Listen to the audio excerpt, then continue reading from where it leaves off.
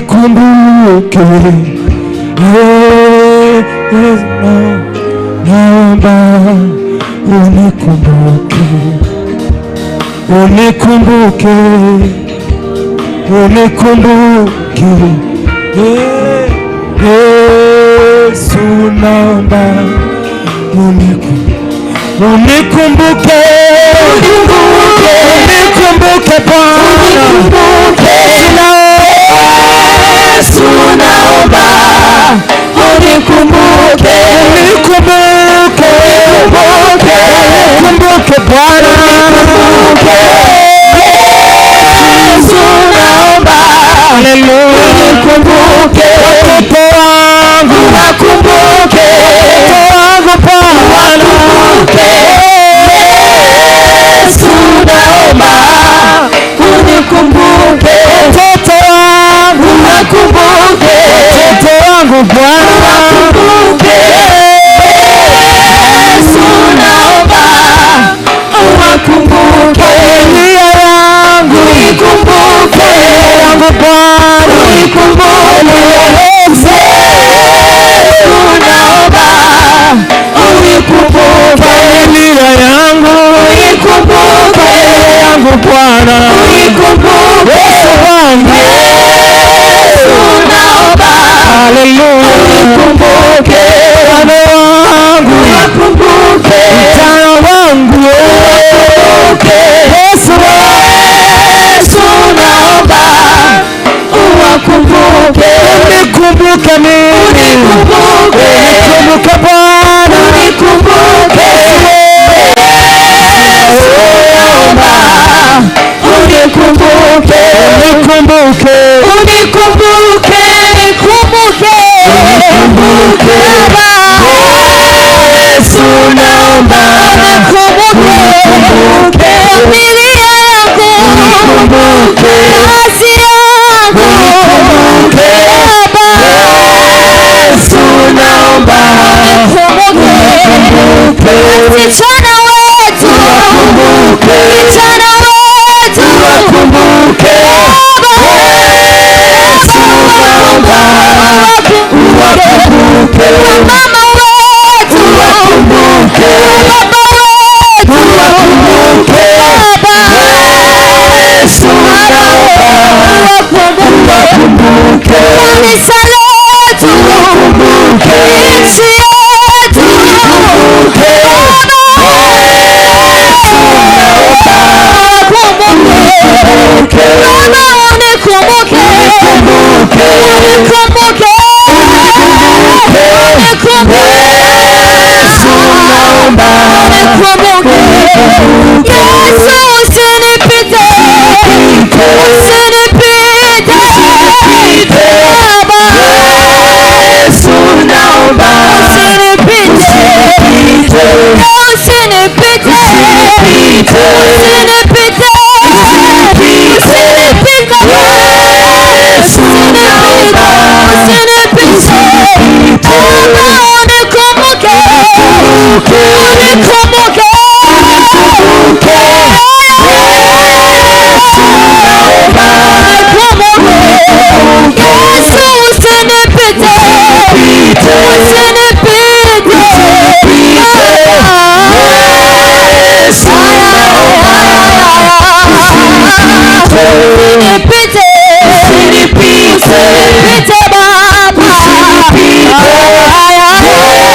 Yesu naomba usinipite, unikumbuke Baba, unapowadhuru wengine naomba unikumbuke, usinipite Baba, unapowadhuru wengine naomba unikumbuke, unikumbuke,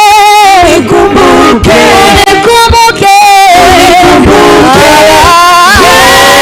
Yesu naomba unikumbuke, unikumbuke Baba, unikumbuke,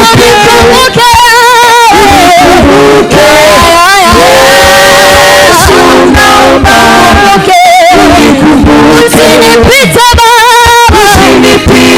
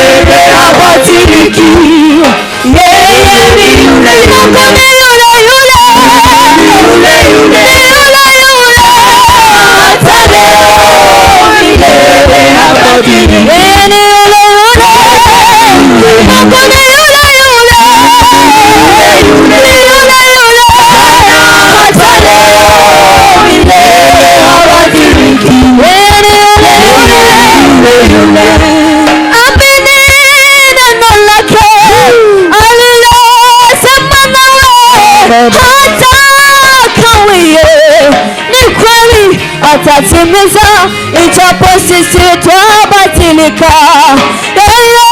Ni yule yule jana hata leo. Mungu wetu habadiliki ijapo sisi twabatilika. Ni yule yule jana hata leo. Mungu wetu habadiliki. Mungu ni yule yule.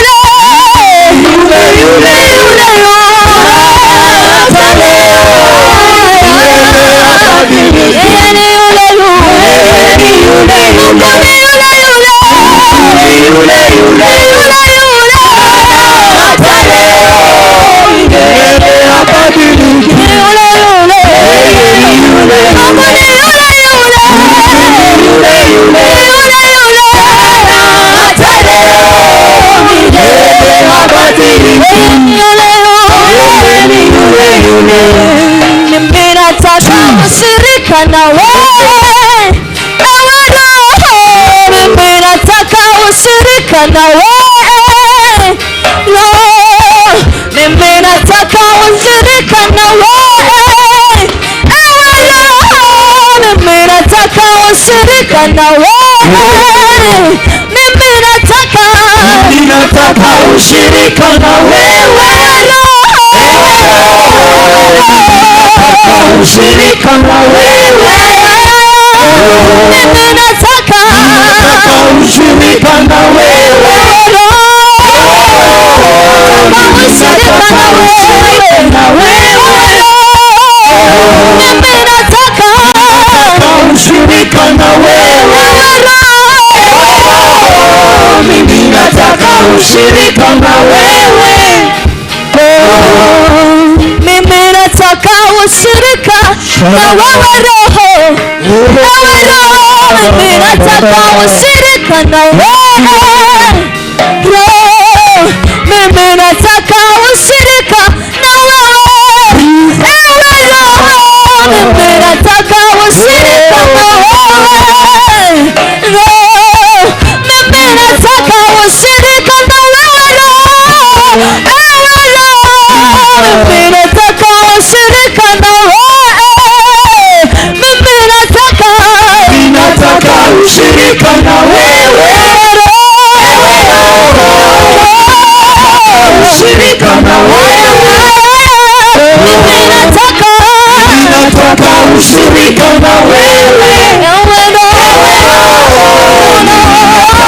ushirika na wewe. Mimi nataka ushirika na wewe. Ushirika na wewe. Mimi nataka na wewe Baba. Mimi nataka ushirika. Mimi nataka ushirika na wewe. Mimi nataka ushirika na wewe. Mimi nataka ushirika na wewe. Mimi nataka ushirika na wewe. Mimi nataka ushirika na wewe. Ushirika na wewe. Mimi nataka ushirika na wewe. Ushirika na wewe. Ushirika na wewe. Mimi nataka ushirika na wewe. Mimi nataka ushirika na wewe.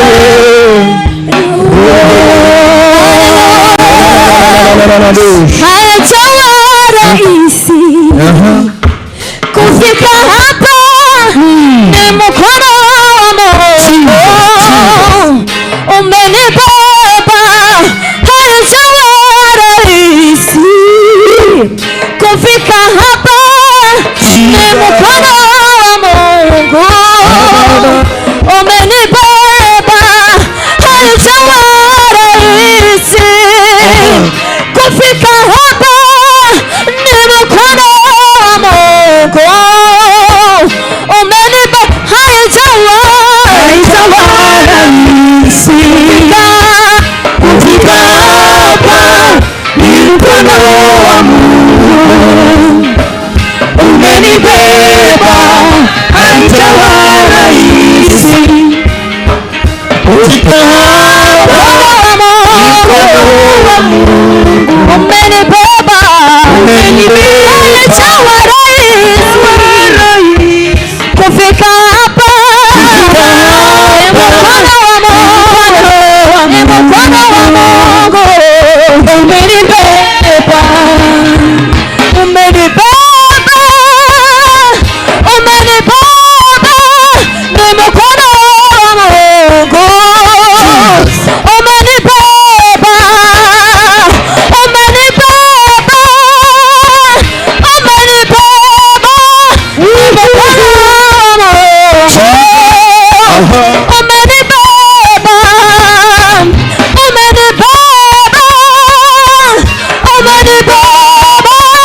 ni mkono wa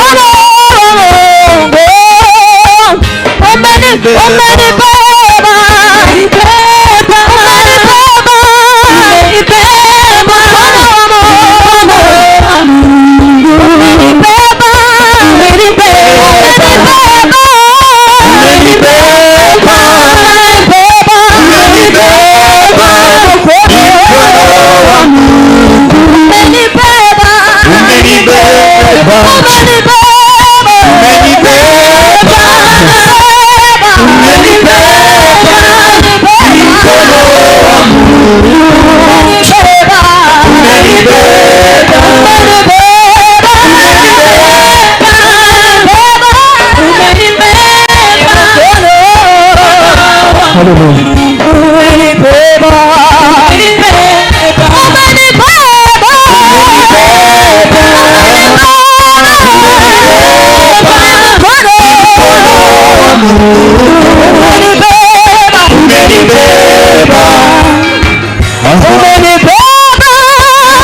Umenibeba, umenibeba, ni mkono wa Mungu umenibeba.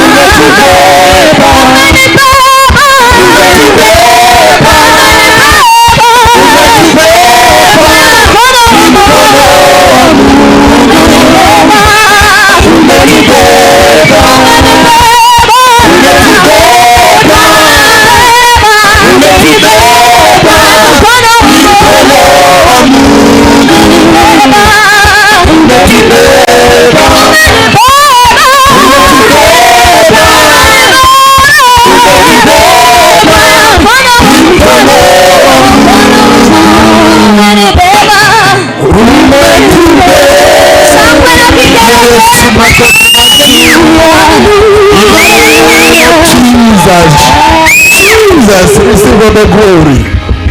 Receive the Jesus. Shalada. Umenibeba ni mkono wa Bwana. Umenibeba. Kichwa kinakuma. Nimepona.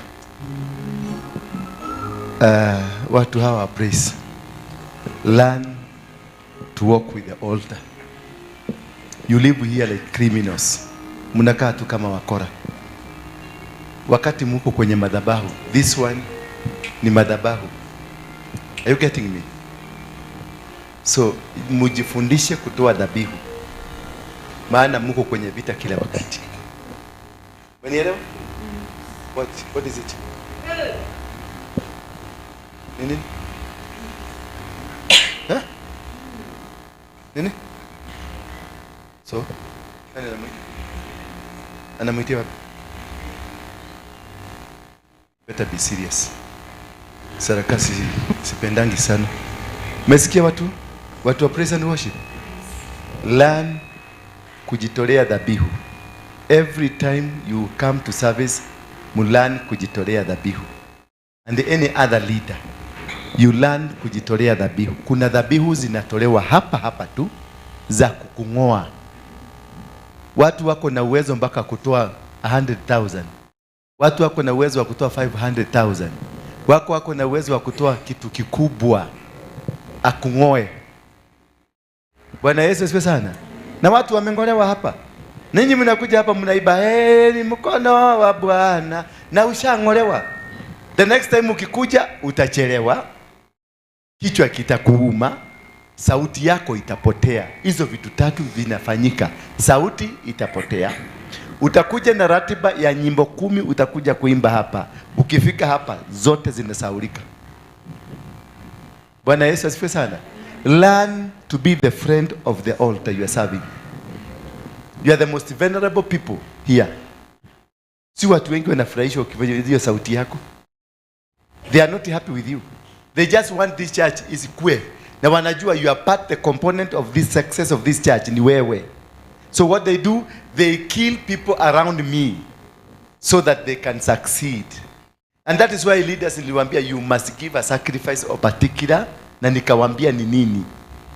So that when you are fighting, when you are here, you are protected, you are guided, and you can win a battle here. Otherwise uko hapa miaka yote, there is no sacrifice umetolea ya madhabahu to connect you and the leadership, then you are lost. Utakaa hapa na makasiriko, utakaa hapa na vita, there is no success. Mtaishi hapa mkipigana. Beatrice naonanga ameanza kuibisha hapa. Siku hizi hawezi. Anakamato, anajaribu ipo hii inaaguka. Anajaribu hii ingine ulikamatwa kwenye anga. Tuona si kuna wakati ulianguka pale. Wakakuokota. Wakakwenda kuita ambulance, nikaambia si kesi ya ambulance. Mpatie tu maji ya kunywa atapona. Because nilijua nikugogwa nako. Anagogwa. Beatrice learn kukua the friend of the altar always. Not only I'm talking now you, wewe ndio mkubwa hapa. Nasema Beatrice, nikisema Beatrice nasema nyinyi yote. Nasikia David, si kucheka na hawa watu. Umekuwa ukicheka sana na hawa watu. You are so good. The day watakurambisha kitakuramba. Ndio utajua hawa ni manyoko na chekaga nayo. Umesikia David?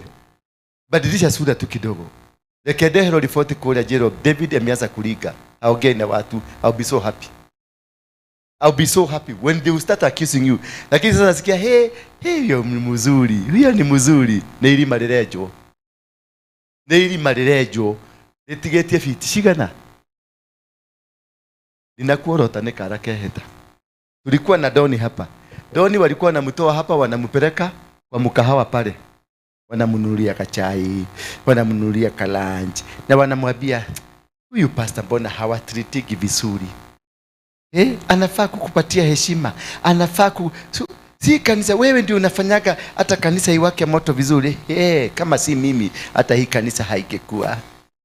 Doni saizi as you are talking ako kwa nyumba ya chang'aa akikunywa. Sai. As you are talking with you now. Ako ndani ya nyumba ya chang'aa. Na wacha kusema no, na ni nyinyi. Nyinyi mlimpeleka kwa kahoteli kale pale huko. Mkamnunulia gachai, mkamnunulia tomadasi, mkamnunulia, mkamwambia yuruku hadisamu, mkamfanya hivi yuruku hivi, yuruku hivi, yuruku hivi, yuruku hivi, mkamrukisha. Sasa mmemrusha kwa chang'aa. Nogwe nigo mafagete gugwika. Ugo nigo mafagete gugwika. Waga gucenjia haha na maitho maya na kanua gaka, waga gucenjia gukora kwa mung'ari kana hau mbere ya ha mung'ari. Na ti andu angi, ti andu menja aya. Wanyita? Ti andu menja ati utarogwa ije, hapana. Hapa manyoka ziko wapi? Na si kanisa hii tu, hata uende kwa Harrison, hata uende kwa kanisa zote, hata uende kwa Wairimu, manyoka ziko huko. Bwana Yesu asifiwe sana. So be very careful.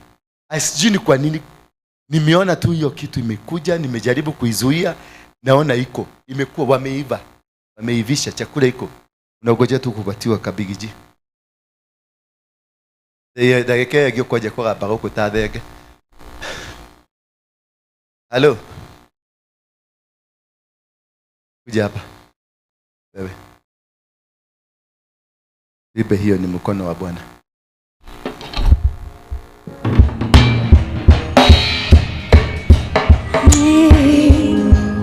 Haijawa rahisi kufika hapa, ni mkono wa Mungu umenibeba.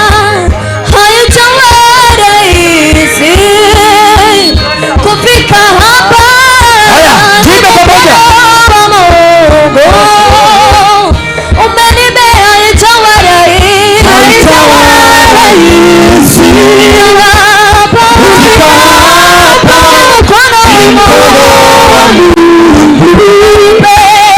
umenibeba. Haijawa rahisi kufika hapa, kufika hapa, mkono wa Mungu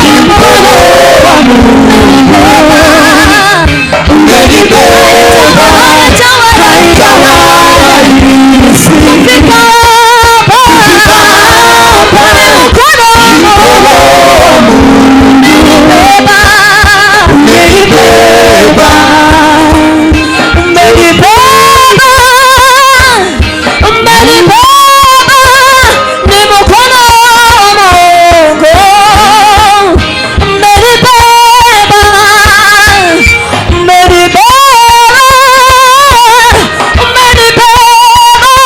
Ni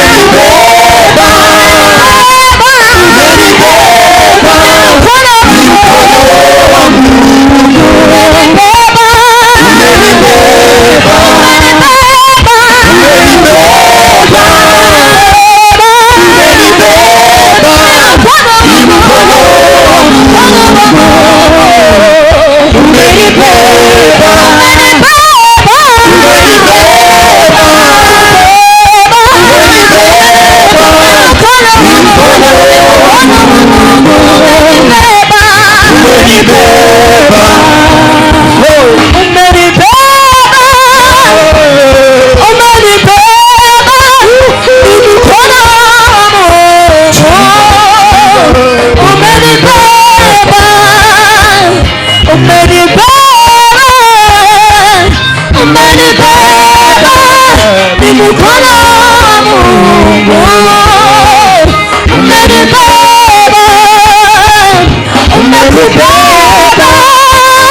Mungu umetubeba, ni mkono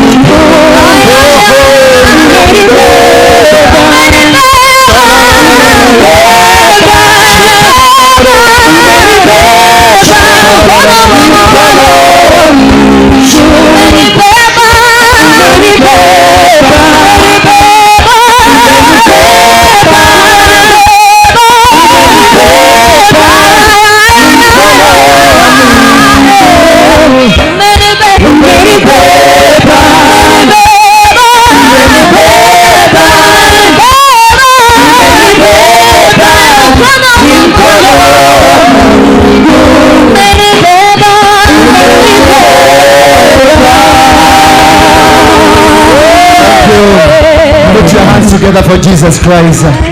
Thank you very much. Thank you. Winston, thank you. Can you be seated?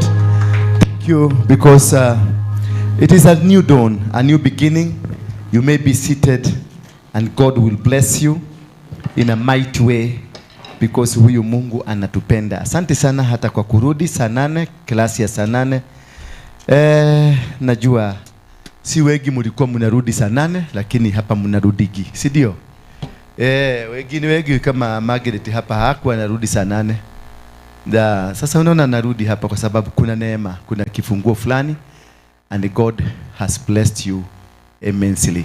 May God of heaven bless you, may he guide you, may he prosper you, may he turn around your fortunes, may he make you succeed, may he make you win every battle, may he make you conquer every enemy, may he make you succeed where you have not succeeded, may he make your enemies to be subdued, may he make your enemies surrender to you, may he cause them to be confused, may he blind them, may he make them to be deaf, may he make them to be lame, that they will not be able to catch you, their hands will not be able to hold on to you, their mouth will not be able to speak against you, their eyes will not see you, their ears will not hear you, their legs will not come up to you, and the God will conquer where you have not been able to conquer. Thank you, Jesus. Thank you very much. Thank you. May God of heaven bless you once more. Thank you very much. And I've seen my friends. Where were you in the morning? Yes? Stand up. Where were you in the morning? Yeah? Ulichelewa wapi? Yeah? Ulikosa nini? Yeah? Ulikosa nini? Simama tu hapo. Usinikaribie. Where were you in the morning?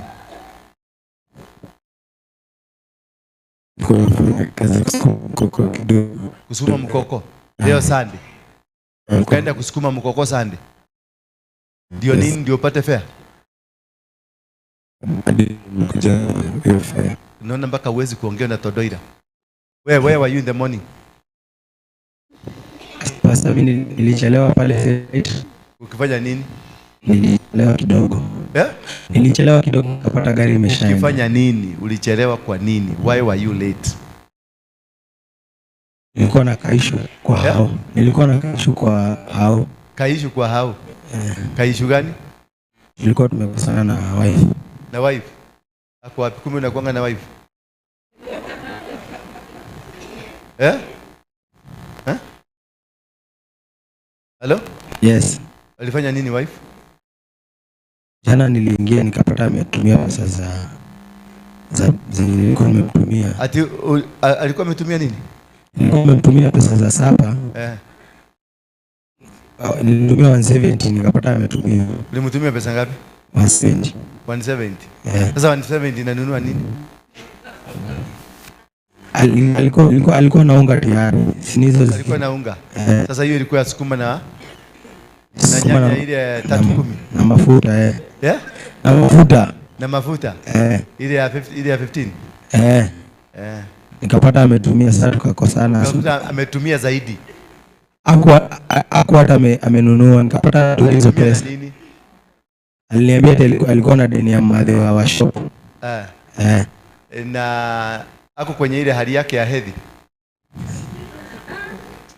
Ni kweli pastor. Ni kweli. Sasa ulikuwa na expect afanye nini? Ulikuwa na expect afanye nini? Na huku mtumia hiyo.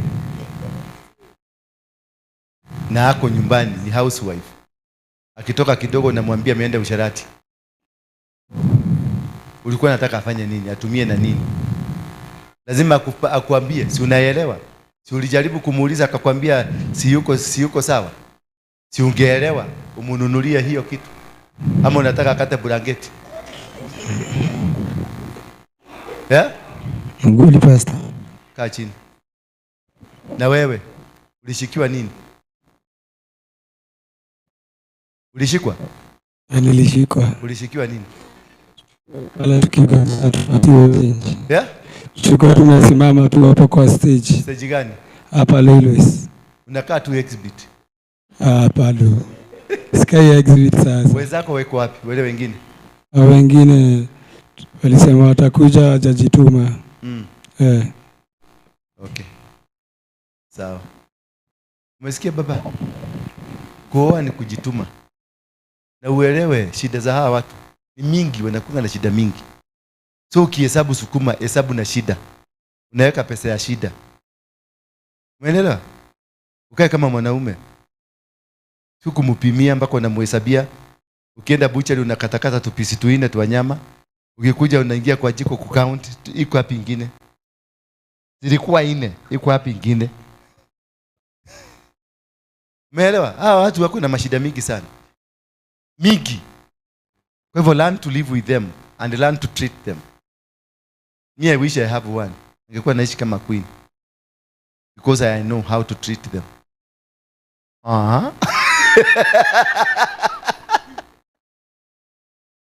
Oh, ye matoro. Wewe unajua kushika kamera? Kamera gani, video ama still? Video.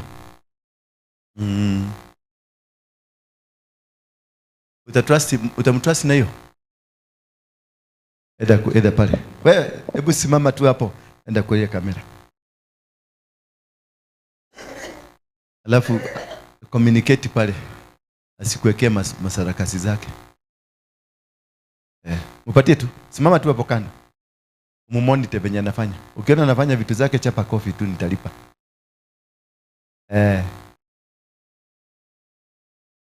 Si ndio? Amekuja. Nimemuona tu, naona anakaa kamera. That's a good thing with me. Nikiona ile tabia uko nayo nitakwambia tabia yako. Ulipona? By the way. Nwajitie kuihaka marangi maya nige. Nigwetake mani. Nitaita ile mkora yako Kimani. Akuja akuambie toa. Bwana Yesu asifiwe sana. Nashukuru Mungu tena kwa kunipatia wakati mwingine wa kuzungumza na wewe. Hebu inua mic yangu kidogo. Na we are continuing with the topic that we started in the morning, and this is about overcoming hidden battles. Na hiyo sasa ndio nabii, unaona kijana alikuwa kuja asubuhi, lakini mama ametumia pesa. Ile kitu hataki kumuelezea, nilinunua kasodo kakuweka kakusuia. Sasa kwa sababu kuna mambo ambayo hayaendi mzuri. So hiyo ndio mama akimuelezea, lakini this is a rogue man. Mwenye hataki kujua, anataka kujua nilikuachia 170. Sasa ndo ni shilingi 1000. Nilikuachia pesa. Na akinakuja, si nilikuachia pesa. Ulifanya nini na hiyo pesa? Guys, 170. Sasa mama hapo ndio ananunua tu mafuta. Ananunua tu mafuta tu kujipaka kale kadogo, kavase ni kale kadogo. Hapo ndio kuna sukuma. Hapo ndio kuna chuvi. Hapo ndio kuna 310 nyanya za 310. Hapo ndio kuna kitunguu ya 320. Hapo kai Rosi wito. Na kwa sababu hiyo, my brother, simama tu tena na huyo.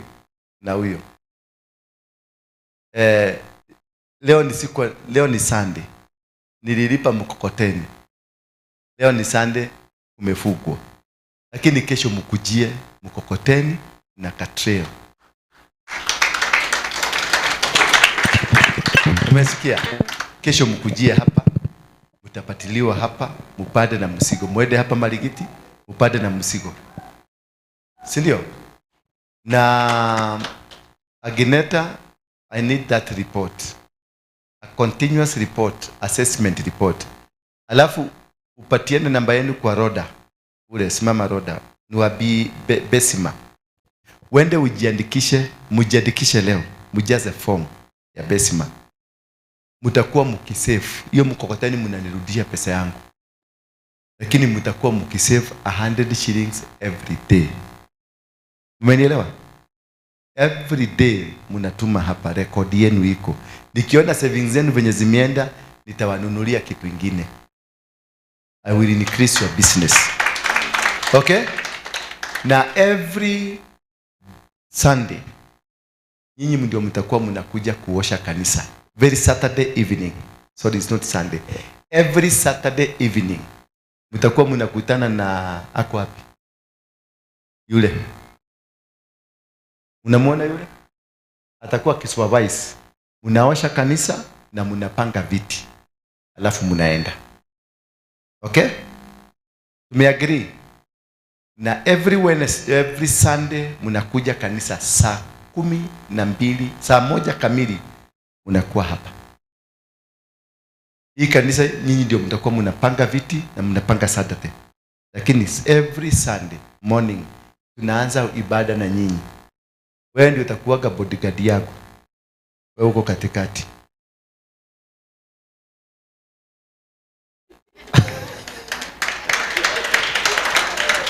Nitakununulia suti na black glasses. Sindio? Yeah, so you must be here early in the morning. Thank you. You may be seated. Ndio. Najua ninajitengeneza tu na ni ukuta na jega. Ni ukuta na jega. Dikioni hiyo tena mwike mno. Si sasa niweke ukuta. Mimi niko na shida. Ni kwa nini hawa watu wanaendaga na bodyguard na wako na Yesu? Kumbe si hiyo. Kumbe si security ya kupigwa risasi. Ni security ingine. Sasa mjamaa kama ule, unaona venye amelalua bibi yake. Ulichapa bibi asubuhi? Lakini alikuita Farai. Aliniita Farai na kachini.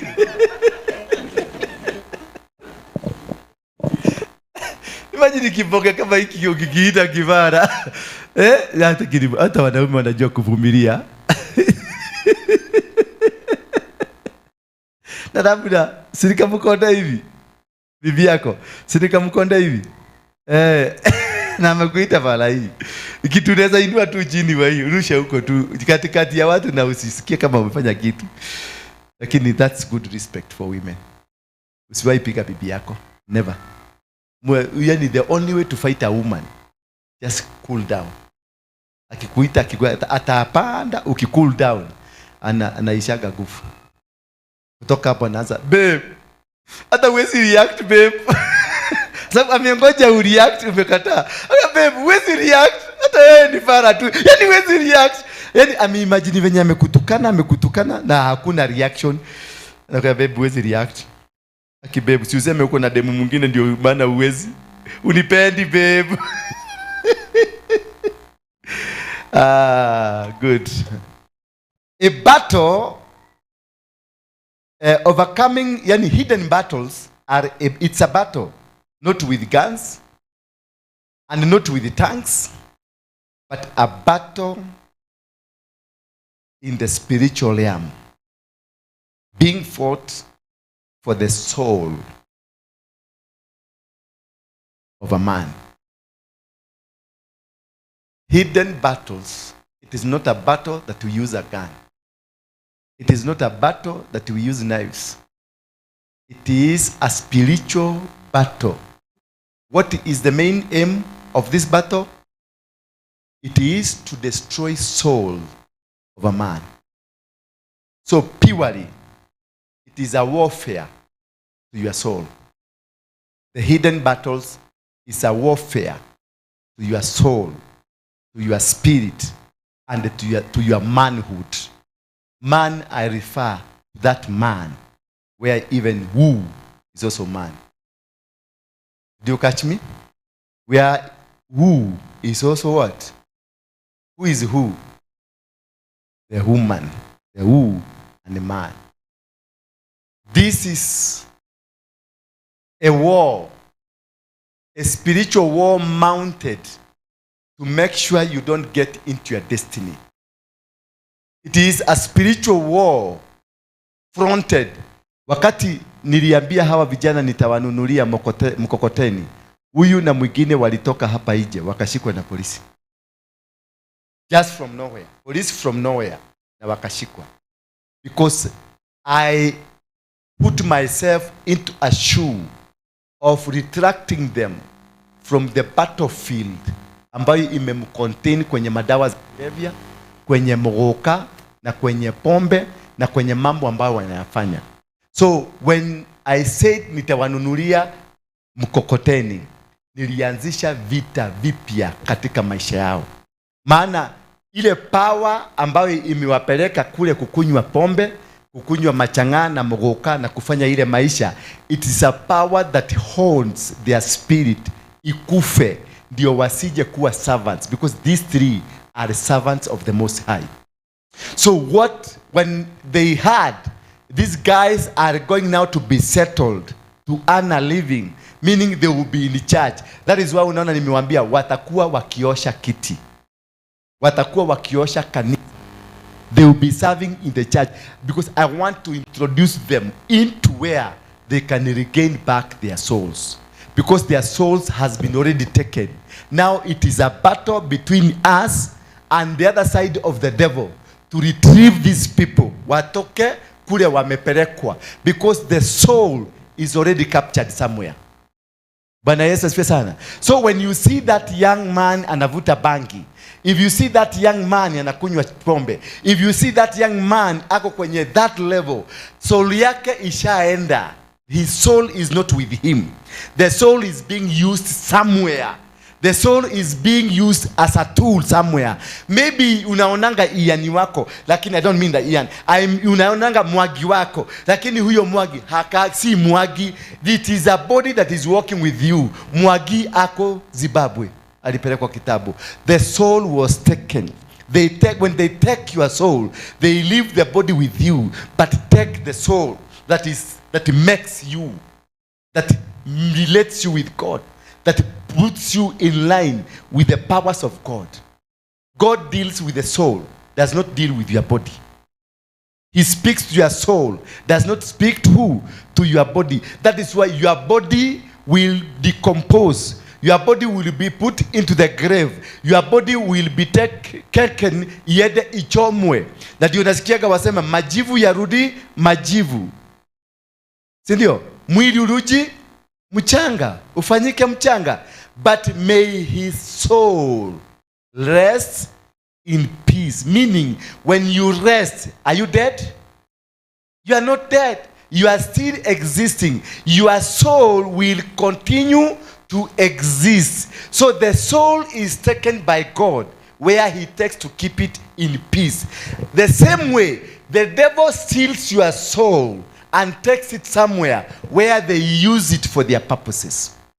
Now, once you understand that, you will be able to understand the battlefront, the battle line, the battle that you are going through, the battle of souls. We are not here for the battle of the body, because once you win the soul, you win also the body. The soul controls the body. Hallelujah. Because that is where the spirit that is you rests in the soul, not in the body. Are we together? Therefore, once you win the battle, you understand that it is a battle that gun is not used. Na ndio naonaga naambiaga mapolisi, don't kill these young people, because that which is in them, it will not die. It is a spirit, a soul, or something that entered him. Akakuwa mwizi. Then after it enters him, when you kill that person, the thing that was in him will jump from this person and jump to another next person that is in line. Therefore, you will just kill somebody for nothing. The soul ndio ilikuwa inamguide, the spirit ndio ilikuwa inamguide kwenda kufanya wizi, sio yeye. Ndio akienda mahali, because I can tell you for sure, nilikuanga mwizi hapa OTC wa pickpocket, and I never one day kuingiza vidole zangu hivi nitoe noti ya 100. No, that was not in me. I would only produce 500 or 1,000 or 200. Any bigger note I will produce. Lakini it's small notes. My fingers will tell me that is 50 bob. and I will never pick, nitaiwacha, but I will toa. Nitakwenda na wewe ukiwa umebeba kibeti chako hivi, lakini nitafungua kibeti chako tukitembea na wewe, na nitoe simu na nitoe vile vitu nataka na niende, because it was not me, it is the spirit that was in me. You will not see me. Watu wataniona nikitoa, lakini wewe haunioni. Hata nitatoa na tuende na wewe, unauliza ni nani huyo, unaniuliza mimi nimekuiba na nimeshika simu yako, unaniuliza ni nani ameniiba, unaambia ameenda hivyo. Because it is not me, it is the spirit that is in me. And once you understand that the spirit and the soul that is in you, it is the battleground of the devil and of God.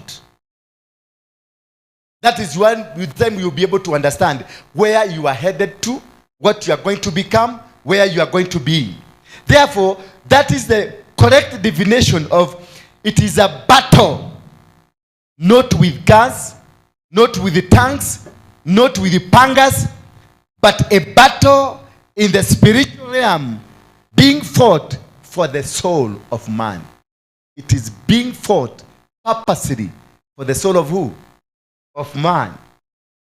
Let us now look at different types. I had mentioned them, but I want to a little bit try to explain. Let us read at the book of Matthew chapter number 8, verse number 23 to verse number 27. And when he got into the boat, his disciples followed him. And behold, there arose a great storm on the sea, so that the boat was being swamped by the waves. But he was asleep. And they went and woke him, saying, Save us, Lord, we are perishing. And he said to them, Why are you afraid, O you little faith? Then he rose and rebuked the winds and the sea, and there was a great calm. And the men marveled, saying, What sort of a man is this, that even winds and the sea obey him? What man is this that is respected by trees, by animals, by wind, by waves? They listen to him. Meaning, even the disciples never knew who this man is. They walked with Jesus, but they never understood who Jesus is. They walked with Jesus, but they never knew this man, how this man is powerful. They only saw an ordinary man, a man that was not big as they had thought, until when the wave came. Until when they were in the sea and something was about to happen that was to kill them, ndio wakamuambia kuja utusaidie. Then Jesus rebuked them of little faith. And when they saw what Jesus did, they marveled within themselves, and they asked a question: Who is this man?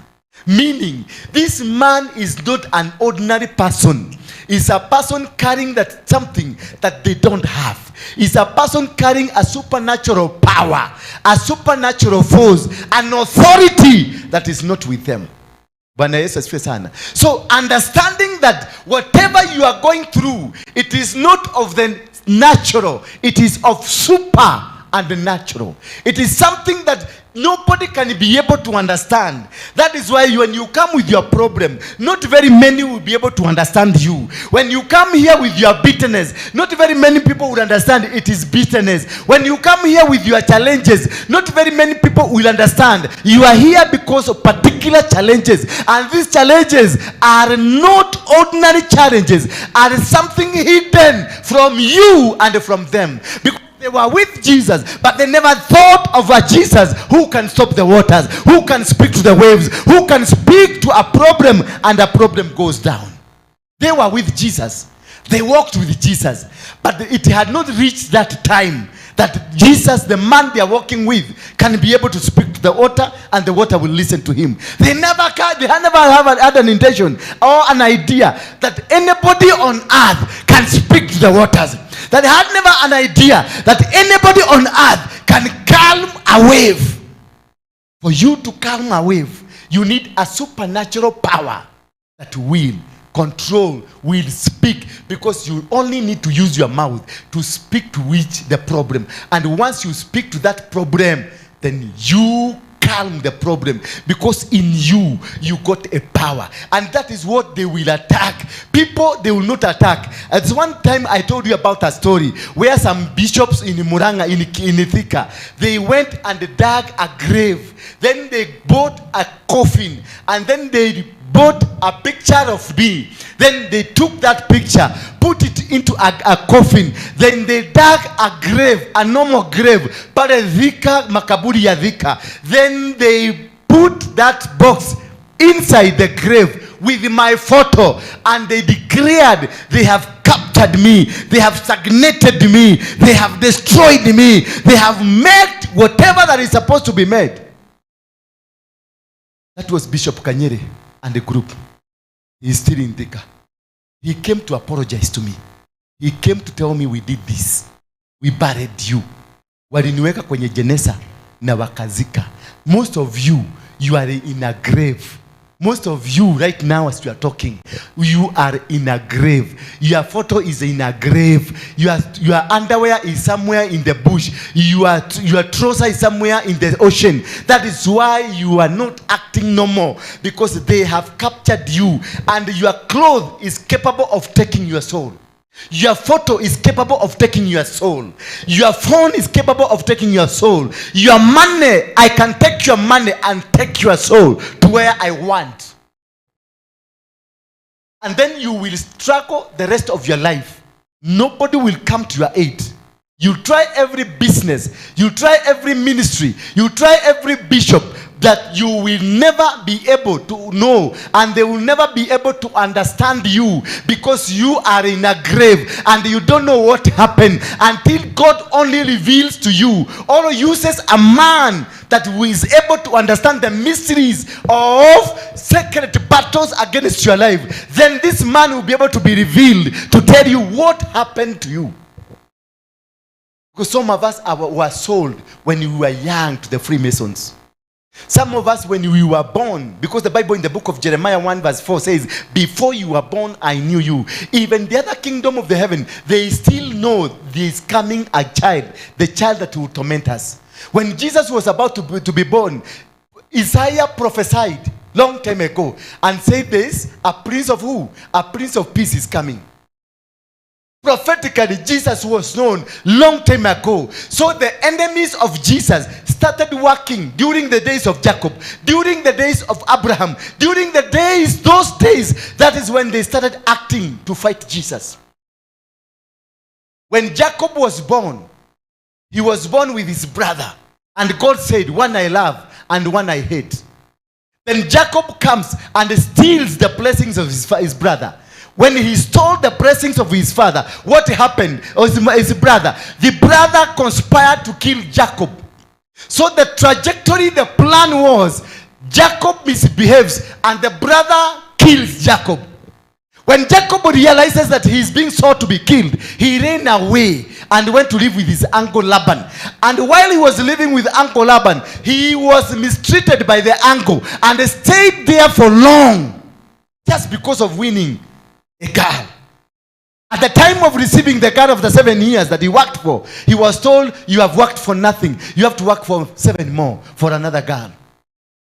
Then he works for it, and then as he was trying to come out, he was told by his uncle that you have to leave everything and you have to stay for another 7 years. For 21 days, for 21 years, he stayed there, stagnated, because of winning a girl to marry. And once he married them, as he went, also one of them, he died. It was a plan. When he walked and went and slept somewhere because of tiredness at Bethel, he laid his hand. He gave a sacrifice. Then he laid his hand. He was contemplating and asking himself, what will happen to me with my brother? And as he was contemplating what will happen to me and with my brother, he laid, and then the heavens opened. He saw people moving up and moving down, moving up and moving down, because of the sacrifice that he laid, so that the sacrifice can open his heavens for him to be able to know what is my next move, what will happen to me, where am I headed to, will they destroy me, will they capture me, because totally he was blind. He never understood what to happen, because he never knew the next battle, where is it ended to. He ran to his uncle Laban, thinking the uncle will treat him well. He mistreated him for 21 years. He had run from his brother because him and the mother conspired against the brother. And after that conspiration against the brother, things didn't work well for Jacob. But remember, Jacob was carrying the seed that was to produce Jesus Christ. And that was the target. The only target for Jacob's suffering, the only target for the mistreatment was Jesus Christ. It was not Jacob. Jacob gave birth to the children, and those children he decided one day to bless them. And when he blessed them, he called one after the other one. And when he reached, he called the first one. The first one was? The first one was Reuben. Remember what happened to Reuben? Your firstborn going to bed with your wife. That is a curse. And according to the culture there, the firstborn was the one to produce your next generation. So the devil got into Reuben and destroyed Reuben completely. Then came akina Simon and Levi. Simon and Levi had full of bitterness. Walikatakata ng'ombe. And then they got a curse from their father. But there was one child called Judah. And he called Judah. And he told Judah, your brothers and your family will be bound back down to you. In your mudhirimo yako, you will be producing kings. So the devil knew it has been shifted from the firstborn to Judah. So they stopped the firstborn, they stopped everybody, they went now for Judah. Judah got married. And when he got married to a Canaanite woman. And the Canaanite woman came to his life. They gave birth to 3 children. And the 3 children, the firstborn, remember, the firstborn of Reuben was cursed. The firstborn of who? Of Jacob, Reuben, was cursed. Judah begot a child, a son who married another woman. And he was brought to marry a woman. And when he married this woman, something just happened. He died. The firstborn. He died.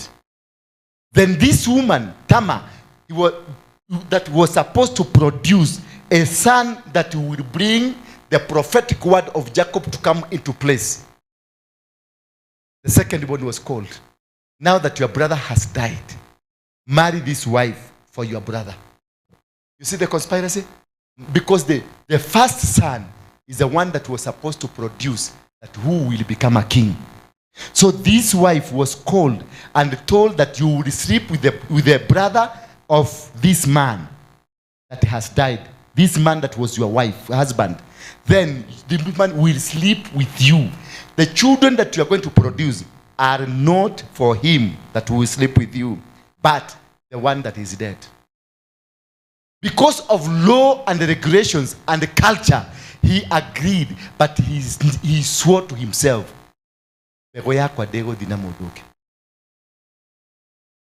He slept with this woman, but he released outside.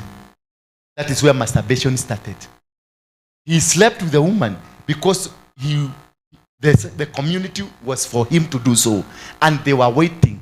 There's a prophetic word. This generation, this Judah line will produce a king. So whatever they were working around is to make sure a king according to the father must come. So the second man, the second brother, the second son of this man, Judah, went to bed with this woman. Instead of releasing inside, he released outside. And God was not happy with him. God instantly killed him. Why? Because he's interfering with the plan of God. Anytime you come and interfere with the plan of God, you are going to die. You might not die physically, you will die spiritually. Anytime you come and interfere, we have started a work like this one. We have started a church like this one. We have praise and worship. We have the team, the structures of the church. And God has given you a responsibility. Then somebody comes from outside to destroy the praise and worship, to destroy the structure of the church. You are going to die, either physically or spiritually. But you must die. Either way, you must die. You can't interfere with what God has started. When you find a church like this one, people are coming, people are here, the church is good, everything's happening. You came yesterday and now you want to destroy what has been started for you to gain. You will die physically or you are going to die spiritually. Either way, you will die. So when this man refused to release his seed, instantly he died. Who is being fought? The seed that was provided for. The seed of Jesus was being fought. And most of us, the challenges that you are going through, it is not that God hates you. God really loves you. God has even released a prophetic word over you. But there is a secret battle in your life that is fighting you so that the maturity of the seed that you are will not be able.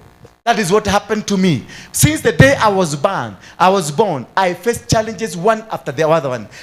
One after the other one. I faced difficulty things in my life. I faced rejection. I faced refusal. Everything happened around me. And nobody was there to rescue me. Until the time that God came and rescued me. But this is when Jacob, this son, refused. When he died, the one that could have taken over, the third boy, was too young to take over. So the community agreed, this woman is not going anywhere. She will be retained here to live with us until this young man becomes man enough to produce a seed. Because all that we're interested, it's the seed, Jesus. But they never knew. All they are protecting, all that they are fighting for is seed, Jesus. They thought they are just fulfilling the words of the old man, Jacob. Because the word of the old man, it can be a curse or can be a blessing. Then, after that, the boy was too young. But this woman, the Canaanite woman, did not come to this family.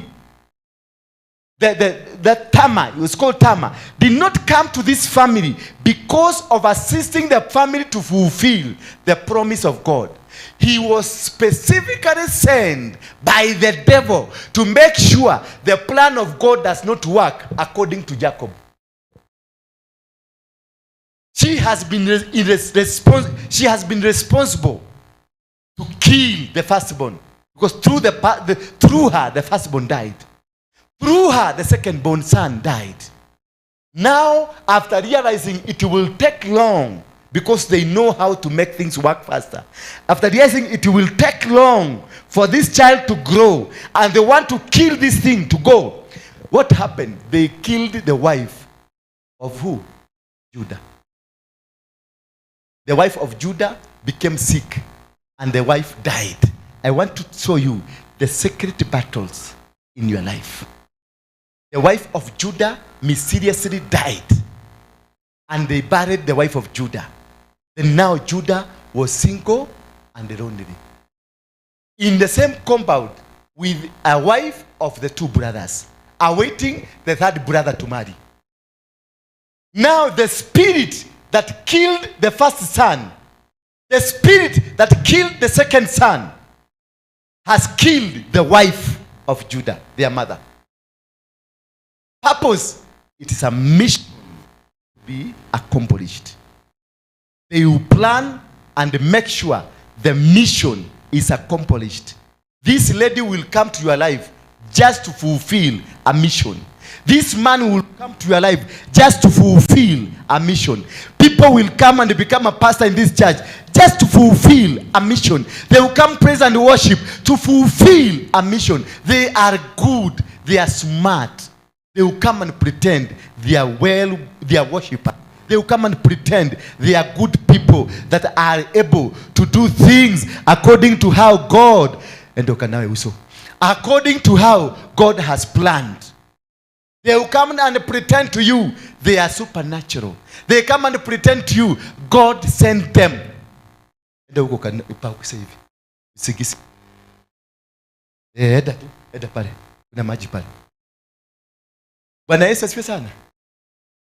So the same spirit that killed, you see, the same spirit that kills the first son killed the second son. And now realizing we cannot kill this young man because he is of no use, they kills the mother of the two sons. And now the Muse is left vulnerable. And the Muse lived for 3, 4, 5 months. And the Muse became thirsty. Hello? The Muse became thirsty. He started thinking of how can I remove the dead from me, according to Kikuyus. Yes.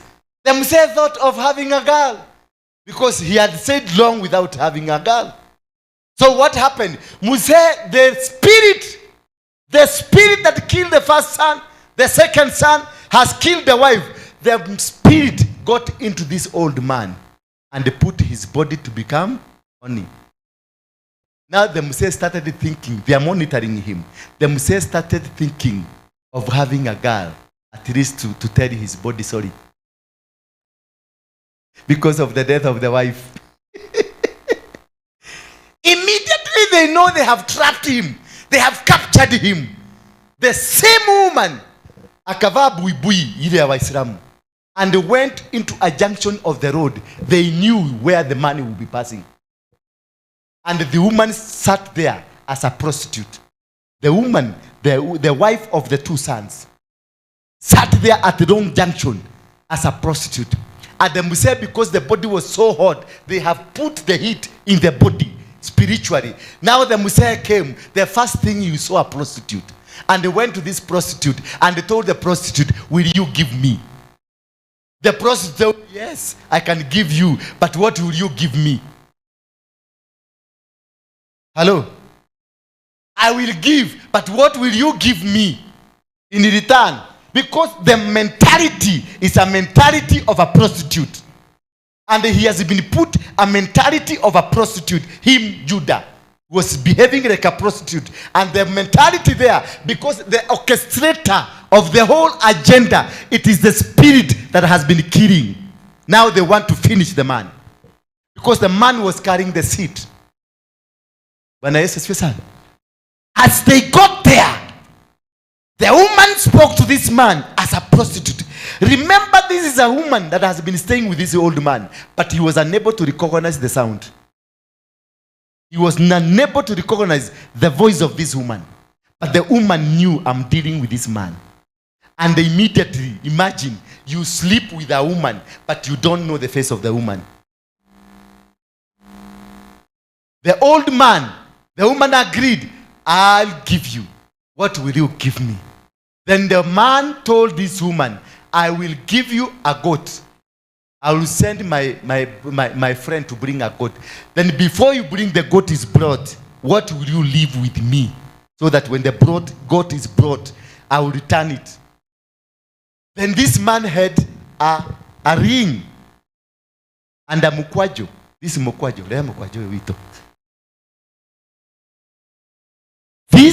This man, Modhe, had a modegi. Had a modegi. Modegi is an authority. Either from each angle, whatever you look at it. This man, alienda hii modegi, imemwagiliwa mafuta ndio apatiwe. In the spiritual realm, anaoperate nayo. Kama ile Musa alikuwa anaoperate nayo. Judah, because he had come from that line, he had a modegi. A staff that he was using for his leadership. And he had a ring, not a ring of marriage, but a ring of leadership. When you become sent to leadership, there is a ring that you are put. So this woman was targeting these rings, not what is going to come. And once they agreed, they went, before they went to that bush, because they went into a bush, there were no rodents. As the Muse was doing it, he was told, give me your ring. He produced the ring. He was told, give me your stick. The stick was taken. The stick was the authority of leadership. And the ring was a covenant between Judah and God. So the woman targeted the ring and the authority. he slept with the man. Once he slept with the man, then the man gave this and gave the ring. Then immediately they parted. They never come to see each other again. And when Judah went, he gave his friend Abdullah Ham, take this goat. You will go to the junction of the road. There is a prostitute there. She will give you my ring and my staff. Then you give her the goat. Abraham went there. He asked the people around there, is there a prostitute here? They told him, this village has never had a prostitute. This village has never had a prostitute. Then he went back with what? The arrangement was to kill Judah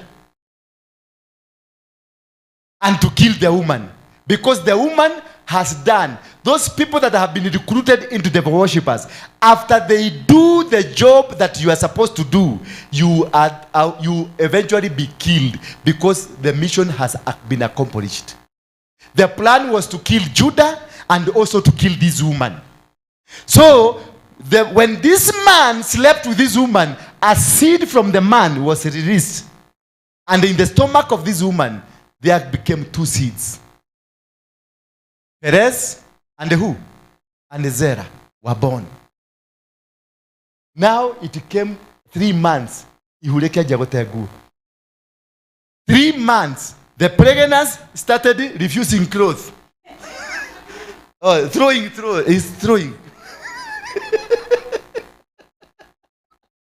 The pregnancy started becoming sin. And Judah, the chief and the elder man, the chairman of the community, called for a meeting and summoned this woman. He said to this woman, under the chairmanship of the members of the society, that this woman looks like she's pregnant. Bring her, that we may kill her and whoever impregnated her. Because she is supposed to be preserved for this younger boy to produce that which our father Jacob prophesied. So when this woman came and the charges were read to her, she told them, excuse me, sir, can you give me just 3 minutes? I get into the house, I come back. They said, after all, because you are going to kill her, let her go. Little did Judah know that now it is the end of him. The woman went into the house and they came with the staff and a ring. And he stood before everybody, told them, the owner of this is the owner of this. The owner of this ring. And Judah was the chairman to execute how this woman is going to be killed, because he has done the wrong thing according to the laws. But the woman alikuwa shamuai. The woman had captured the moment and she was way ahead of them. That is how many of you have been captured. The devil is way ahead of you. You are just stagnated somewhere, confused somewhere. You don't understand yourself. You don't know where you are. You are in the ministry wasting your time. You are in business wasting your time. You are in marriage wasting your time. You got married to a wrong person. You got into the wrong business. You got into the wrong ministry. You got into the wrong life. You are in the wrong estate. You are in the wrong city. You are in the wrong country. You are where you are not supposed to be because they diverted you. Judah said, indeed, nimekosea. I don't deserve even to sit before you. But remember, there is a seed. Because of the mercy of God and because of the prophetic word that was produced by who? By Jacob himself. It has caused Judah himself to produce that seed, but through the wife of his own 2 sons. Perez and Zerah were born. And once they were born, the genealogy of Jesus started then. Hallelujah. The book of Matthew 1 from verse 2. somebody. The book of Matthew 1 from verse 2. Now I want to show you how you will be able to recover from that shock of the devil. The book of Matthew 1, it speaks about the genealogy of Jesus Christ. The book of the genealogy of Jesus Christ, the son of David, the son of Abraham. Now we start from Abraham was the father of Isaac, and Isaac the father of Jacob, and Jacob the father of Judah, and his brothers, and Judah the father of Perez. We start from there, start 1. Now remember, it was prophesied by Judah that you will produce a king. In you, leadership will come. Now look at from Judah, the first product of Judah. Judah gave birth to who? Perez. Say 1. Perez, the father of Hezron. Hezron, the father of Ram. Ram, the father of Aminadab. Aminadab, the father of Nahashon. Nahashon, the father of Salmon. Salmon, the father of Boaz. Boaz, the father of Obedi. Obedi, the father of Jesse. Jesse, the father of David. In the 10th generation, that is when you are getting a king. A generation then was 150 years. Now you can multiply by 10. How many years? 1,500. It took 1,000 years, a century, for the prophetic word that was released by Judah to be fulfilled. Because of the hidden battles that were inside this family. And this family, as we read the Bible, it is characterized by the spirit of prostitution, spirit of immorality, the spirit that they love women than anything else. Even women love them and they walk close to them. Remember how Jesus was surrounded by women. Why were they there? And did Akina Judah were annoyed with this. They say, no. A woman went and bought very expensive oil and brought to Jesus that I want to do massage. Do you do massage somebody when you are ameva magu? What was the intention of this woman? The intention of woman was doing massage to Jesus Christ. Where and where? For those who have gone to massage, where was the intention of this woman? To know, because the spirit that follows Jesus comes from the family of Judah, the family that is full of immorality. Look at David, look at Jesse, look at everybody. Mpaka Judah mwenyewe is a seed of immorality. The hidden battles in the family. They curtail finances. The hidden battles in your life, in your family, they curtail everything that is of you. They curtail relationship. No marriages will work. Ukiangalia kwa kina David, did the marriage work very well? Kwa Jesse, did the marriage work very well? Kwa Judah, did the marriage work very well? Kwa Obedi, did the marriage work very well? Go to that line. There is no good marriage that was standing because of the hidden battles to make sure Jesus does not come. All the battles across was to make sure if David was to be killed because of killing somebody because of a wife, tungekuwa tunasema son of David, there will be no David and there will be no son of David. Hallelujah. If Judah was killed, Perez could not have come. If Judah was, the Tamar, the wife of Judah, if she was killed, these two children could not have come, meaning hatungekuwa na Jesus. So your battles are not of yesterday. Your battles are not of last week. Your battles are not of last year. These things started long time ago. For you to be able to understand, these battles are not yesterday. They are older than your own grandmother. So don't think by coming and saying something will just happen. It is a process that you have to fight. You have to do it a battle. Even today myself, I'm not fully delivered. Hata bishop alisema, aliguswa na Benihin, kainua miguu juu.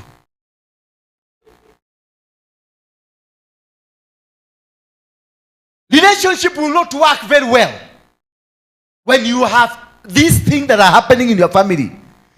You will have pressure, career pressures. Nothing that works around you. Any business you start goes down. You are employed. You don't, yes, you'll be employed. Given a salary of 200K, but nothing to show. You work for 10 years, nothing to show. You do powerful businesses. You become a great person in the society. People respect you. But at the end of the day, nothing to show. Because the hidden battles around your life will never allow you to rise to where you are supposed to be. Inner battles. You have yourself. Inner battles. Here in the church, we have unending battles inside here because of me. Because the spirit that is haunting me is haunting me to stop me from becoming. When I see wrangles of women, tall, dark, and handsome, others are fighting for leadership, others are fighting for this, others are here and there, others are doing this, others are doing, I don't mind. Because I know I'm the cause of all this. I keep giving sacrifices. Now niki understand this battle ndio inanganganiwa. Ni viti wanangangania. Viti vya nani? Viti in me where I am in charge. I will understand the infight, it is because of me. I will raise a sacrifice to silence that battle. Because I have discovered this is another phase of the battle I'm going through. You find women fighting for me. Every woman has been sent by God. Did you know I have 100 women who have been sent by God? That I married them. More than 100. And all were sent by God. So I'm confused. How many gods do we have? And how confused is this God? That he sends Nyakeo, he sends Kwamboka, he sends Wafura na Nafura, he sends what? Kareche? He has sent all manner of women. He has sent even a Muslim. A Muslim came here and she was sent by God. A devil worshiper came, a devil worshiper last week. She was here, a devil worshiper. And she was sent by God. An old woman, 75 years, came here. She was sent by God. So I keep wondering, how many gods we have? And how confused are these gods that they don't know somebody has been sent? Is there no register that keeps the record that we have sent so and so now? We have closed this chapter. I have a list. Nitakuja kuisoma. I have a list of about 250. Sent by God, not by devil. Sent by God to me. Inner battles, they will come. Every time you want to move, another come. Every time I want to move to the next level of my life, there must come one or two or three sent by God. And I have discovered those are the ones that comes to stop me from going where I want to go.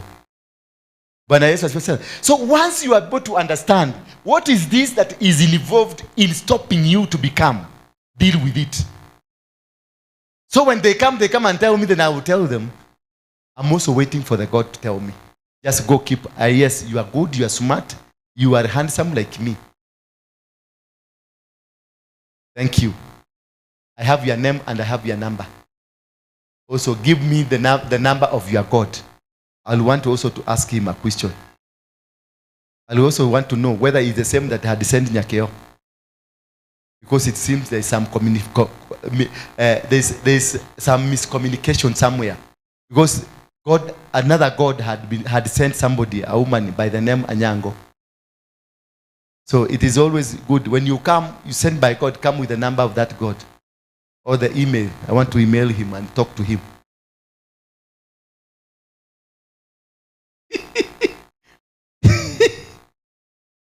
You encounter insecurities in your life that whatever you do, you are not sure 100% what you're supposed to do. You'll try to do this, you fear. Somebody comes, introduces you into a business. You don't want to do that business because you think what happened to you last year will happen to you today. The insecurities in the family. You don't want to make a decisive decision because you are full of the insecurity around you. You feel, yes, you feel I am your man, but you are not sure. You keep monitoring my movement. You keep monitoring the movement of your wife because you are full of insecurity. You keep monitoring everything around you because you don't trust whoever that is around you. You don't trust anything that is around you. Anything that you want to do, you feel there is fear that is surrounded you. So you are not able to do it. You are not able to move to that next level because there is a lot of insecurity and there is also a lot of doubts. Anything that you are told is full of doubts. You will come here, but you came here to see whether this man is still saved. You have watched him on YouTube. You have watched him on Facebook. You have watched him on TV. But you still want to come and sit back there and listen to him. It's as though you have a gauge that measures that somebody who is fully saved. How does he look like? How is the gauge? How the gauge responds? Because you are full of doubts. You are to start a business. Somebody introduces you into a business. You don't want to do the business because it's full of doubt. I don't trust that man. I don't trust that business. I don't trust that group because I have mistrust. When this person is full of doubts, doubts are projected by the spirit of fear. This man must be encompassed by the spirit of fear. You will not be able to do things because you fear. You fear that name. You fear that man. That man is associated with what? You remember he's associated with what? And then you tell me to ende your kanisa. Atedia kwao. Ateu. Uliawa? Kai. Watoto warako. Waugato kue. Because there is fear speaking all over you. It is not that the man he hates because he doesn't know the man. But fear will speak to you and tell you, don't go there. And little did you know, that man holds the key for your deliverance. So, your deliverance will not come to pass because of that fear that has been instilled. Again, the person with the fear got trauma in their mind. They are traumatized. Everything they see is about trauma. They are traumatized in every part of their life. And lastly but not least, their parenthood, how they were parented. How they were parented is questionable. They were never brought up properly. To have respect for the society, to have respect for themselves, to have respect to be able to have their own families. You want to start a family, but you fear to get married because you don't know how to do it. You are not parented properly. You are not given a parental guidance because when you grew, when that time you deserved it, your parent was drinking changa somewhere. Your parent was a prostitute somewhere. A separation came into your family purposely because of you. Many separations, they don't come because of you who are separated, but because of the children you have.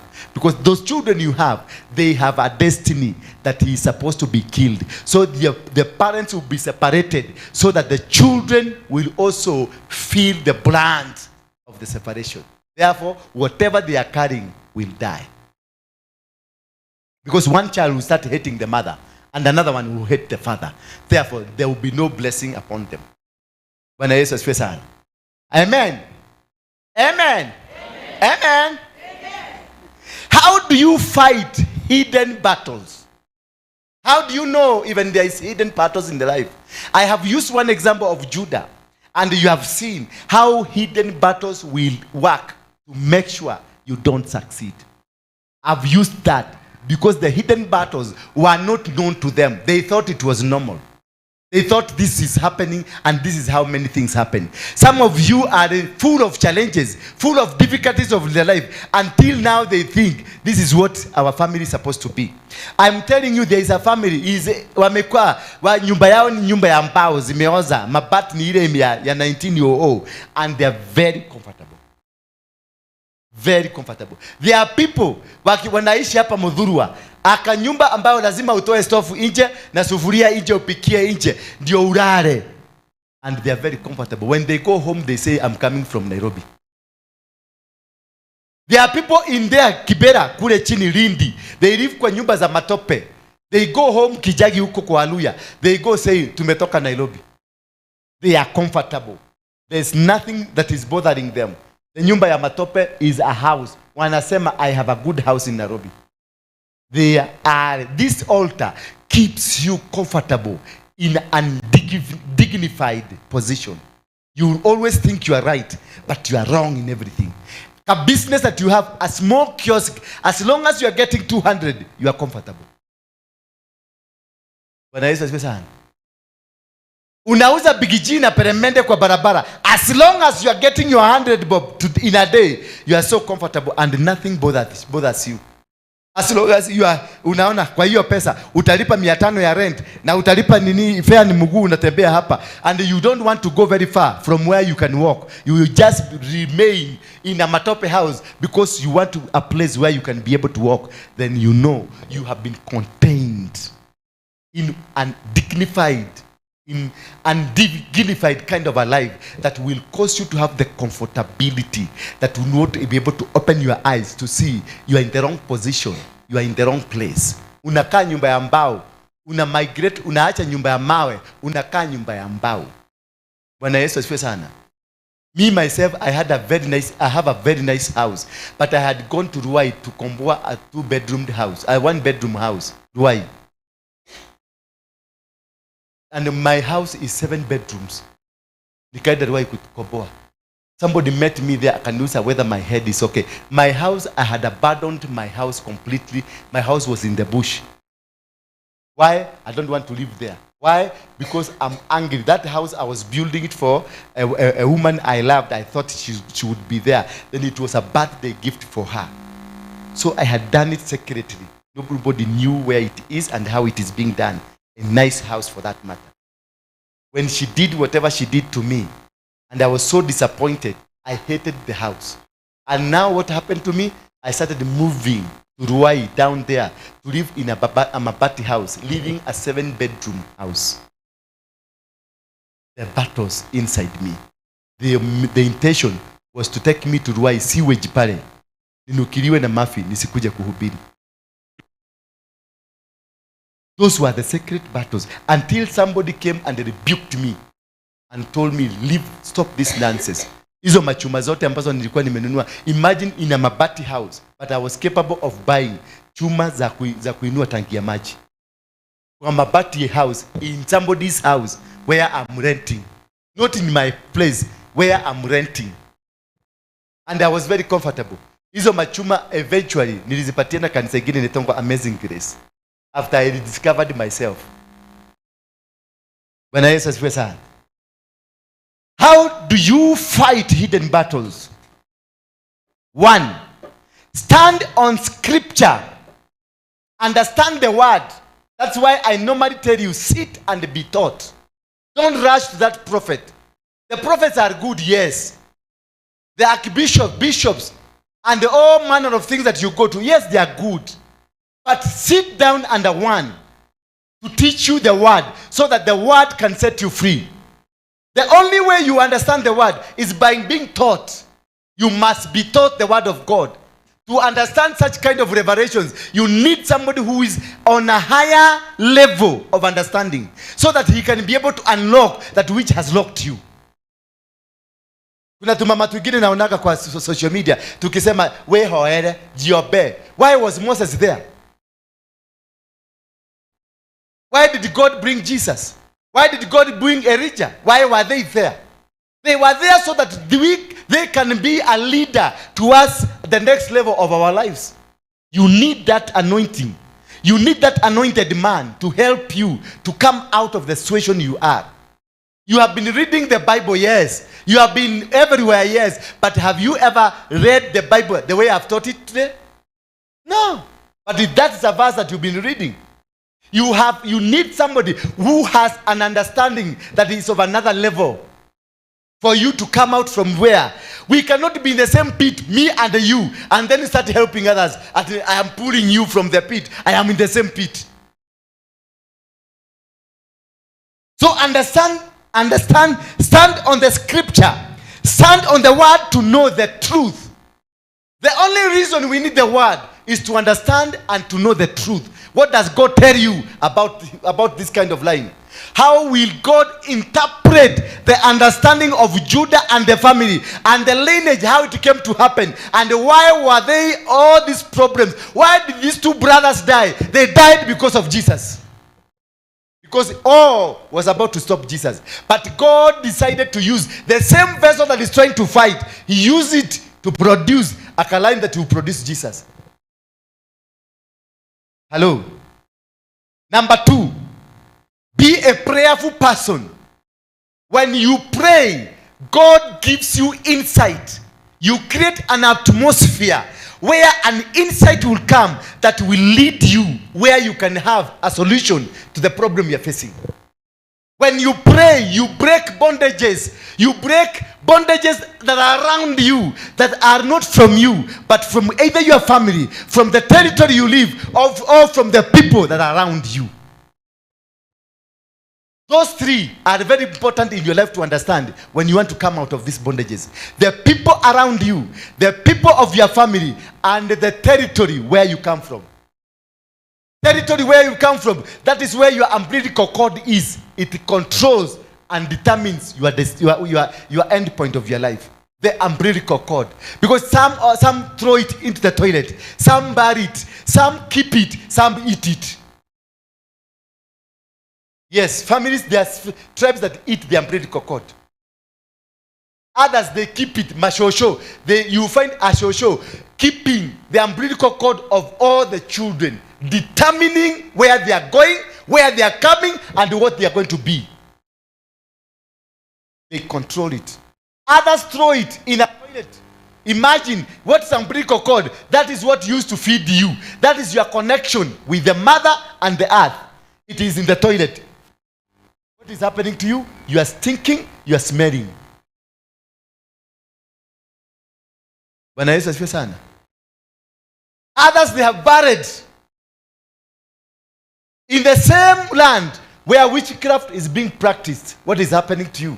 You will never succeed in life because your umbilical cord is connected to witchcraft. And therefore you find, kuna watu nakutanga si wachawi, hawajui mambo ya uchawi, lakini ni warogi. Character, how she behaves, how he behaves, what he does, what he does. Unakuta huyu ni mrogi pia. Lakini si mrogi. Si mrogi, habebi hilisi. Lakini yeye mwenyewe ni hilisi. Akiingia mahali lazima kutokea disaster. Why? The umbilical cord inazungumza mahali ilizikwa. Ilizikwa kwenye shamba iliyo na uchawi na uganga. That's why you find unahikia mtumia anakuwa mrogi, si mrogi, hajaienda mpaka kwa mganga, lakini yeye mwenyewe positioning yake, akikaa tu kwa hiyo nyumba yake, unaona mambo yameanza kubadilika. Unaanza kuona chura hauko ukiona chura. Unaona kuguni hauko ukiona kuguni. Akitoka unaona zimetoka. Wale mjaolewa ama mjaoa kama mimi, lazima kuchunguza hiyo maneno. Hii mwaka watu wataolewa karibu sisi wote, wale wa kuolewa na wa kuoana. By the way, keko kama ndo kaka Martin sikuja. Eko wapi yule fiancé wako? Eko oka. Yes.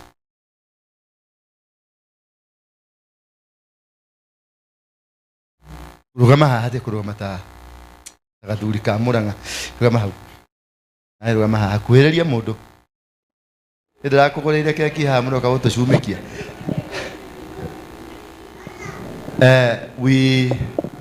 This one anataka kuoa this one. They have gone kule nyumbani. Ni mnadire? Wameenda nyumbani. Now wachawi mwanze kazi. Lakini wedding, the first wedding in this house ni ya hawa wawili.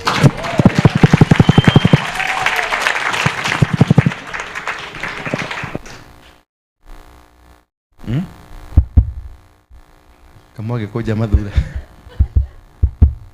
First? Our firstborn. Our firstborn ni Wamboi. For this house, yes. But for this ministry ni Wamboi alifanyia. Our firstborn. Sindio? This will be our secondborn. Then I'll be thirdborn.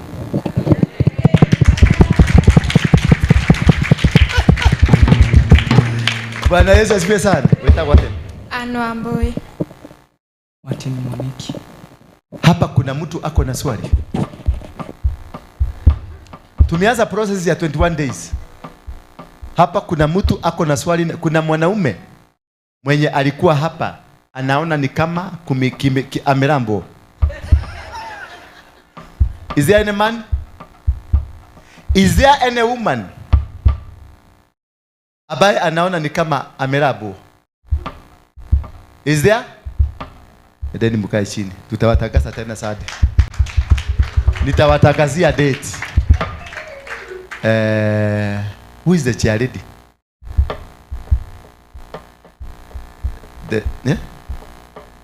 Siwa board.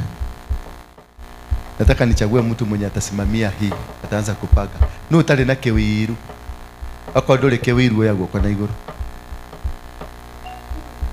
Ako ni wamenya ndole kewiru yago kwa iguru. Ai, nini wote? Ni mimi peke yangu nimeinua mkono juu. Wangapi mngetaka tu hii harusi isimamiwe na church?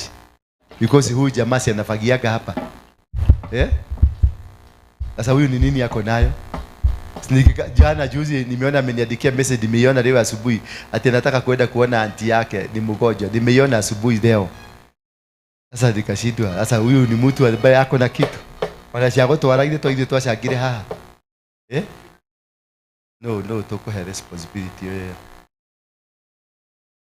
Mundu na muthuri. Ithuĩ tutari athuri. A married person. Who is married here? Somebody who is married? Ati wewe? Penina, yes, Penina. Simama Penina.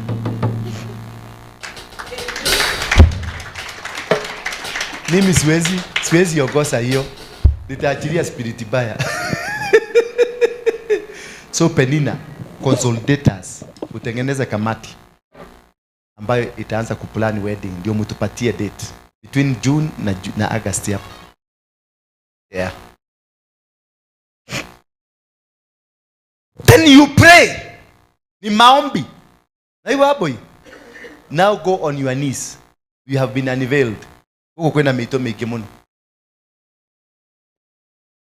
Go on your knees and give sacrifices. Protect yourself. Guide yourself. Na kanisa wale wedi wega awedi mwega.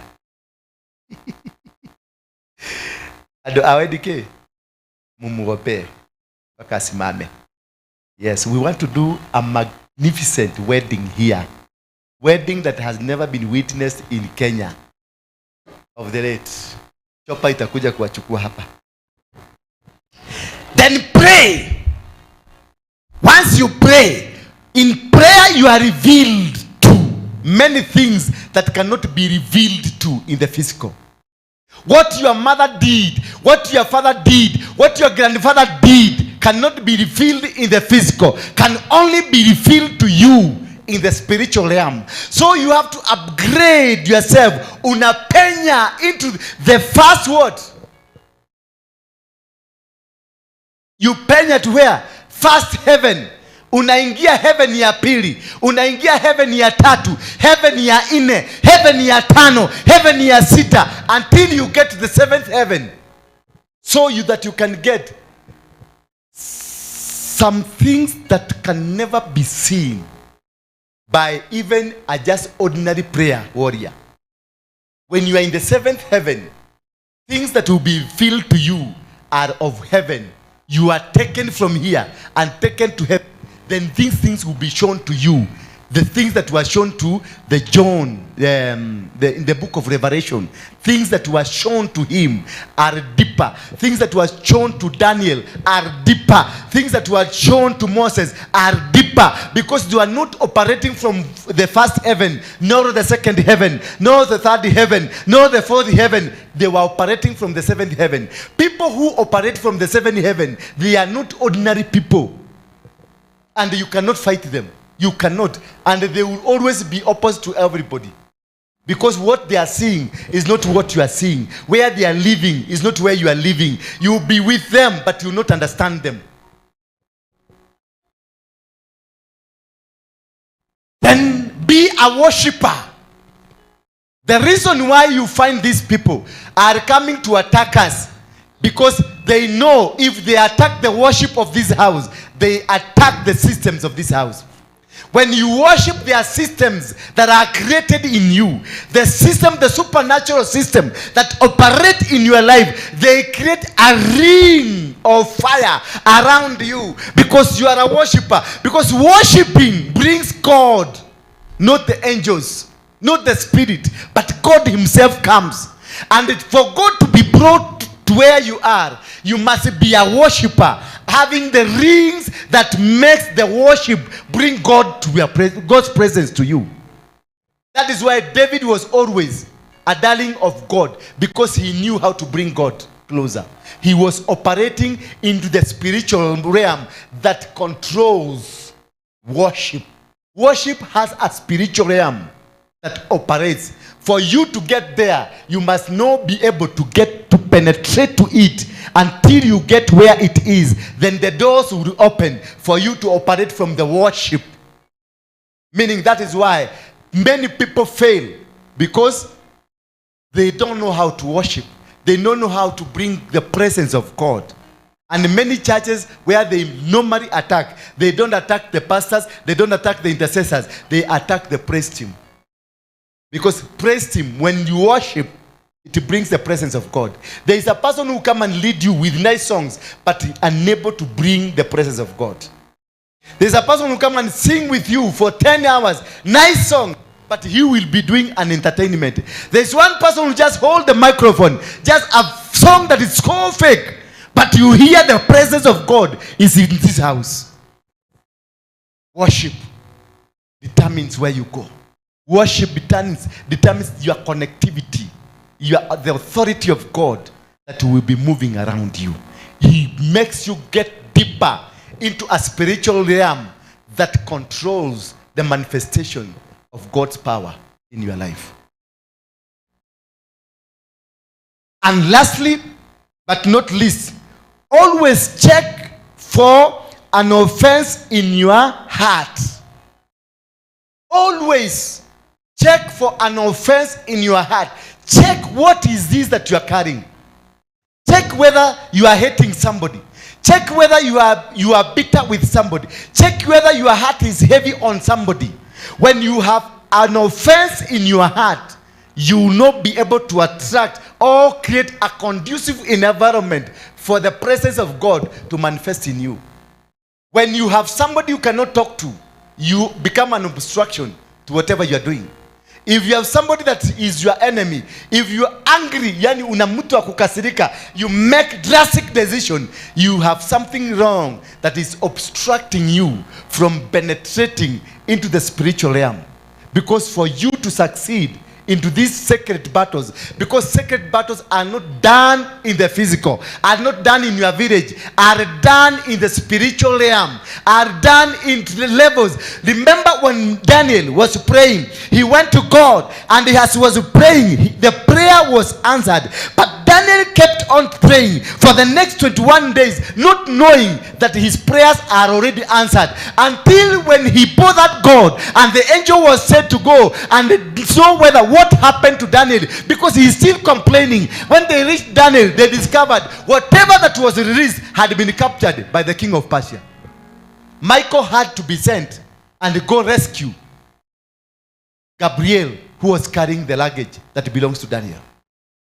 So until you understand whether you have something in your heart that will determine the presence of God in your life, if you have something, somebody you are carrying, somebody you hate, somebody you don't want to talk to, somebody you don't want to be associated with, somebody you don't want to be closer to, that somebody will hinder you from becoming. That carrying, that offense you are carrying, that thing that you are carrying, the bitterness, that wife that did anything wrong about you, that husband that did something wrong about you, that businessman that conned you, that woman that spoke against you, that carries a heavy barrier against your life, and you will never be able to succeed to go anywhere, because there is a limitation that stops you from penetrating into a spiritual realm. You have to penetrate. So that offense is very bad. What are these? Because what you are dealing with are unforeseen faces, unforeseen forces that stops you. You never see them. You don't know them. You can't see them. But they will just be operating around you and they will make you not to move. These are offenses. Number one, they are dark matters, dominions. Dark matters. That is witchcraft. The dominions that they will come and dominate you. They will come and walk with you, destroy you. In the book of Colossians 1 verse 13 and 14, for he has rescued us from the dominion of darkness and brought us into the kingdom of the Son that he loves. There are dominions in your life that will make sure you don't come out. When this gentleman, I pronounced to them that I'm going to give them a handcut that they'll be using for business. They stopped stealing money from people. The immediate thing that happened to them, they were arrested. They had not committed any offense. They were just walking from here and they were arrested. Why? The dominion that controls them, that wants them to die at gun by a bullet, or by being stoned to death, or by being burned. The dominion that controls them came and arose and asked them, where are you going? Who gave you the permission to go? Who took you to that church? We had told you never to go, because this dominion, they just don't operate within him. They are operated from somewhere. Paul and Sila, as they were walking from the prayer, a certain woman kept following them until Paul and Sila were agitated and they were not happy with what was happening. And Paul commanded the demon that was in this woman. When the demon get out of this woman, the owners of the woman came and they asked Paul, what did you do? So the woman was there operating, but there were the owners. And the owners were not the people who came were not the real owners. They were taken to the market and they were given a thorough beating. They were beaten like dogs. Then who came? The magistrate. They were prosecuted and the magistrate handed them a jail term. They were taken to prison. Who owns the prison? Who owns the prison? Who owns the prison? Who owns the prison? The government. I know you know that. The government owns the prison. The magistrate is a government officer. So who was the owner of this woman? The government. These governments you see, they have other supernatural powers they have that makes them succeed. You will think you are seeing a president who is a holy president walking and kneeling down before pastors, but inside there is another authority that is carrying, that is making him to prosper, to go where he wants, making him to give cover. These politicians, they are people they visit in the night. They go to Uganda, they go to Nigeria, they go to India to seek some more powers for them to retain the authority they have over people. Those are the dominions that they use. Business people, you go to Kamukunji here, you go to River Road there, they are using witchcraft dominions. You go to offices of the government, there are people operating there and they are given positions of power and positions of control based on what they are carrying, the dominion they have, that will suppress the bosses, and the bosses will see that as they are working well, they will be given position. You who is working diligently, no position for you. Because they are dark dominions that control. Dark energy, number two. There is this dark energy. The energy used to fight you. The energy used to control you. The energy used to destroy. That energy, that authority that is sent to you. It is what we call the dark energy. It emanates from the dark dominions. This is what will operate. Many of you women have been maimed by your husbands. You cannot be able to just come out of where you are.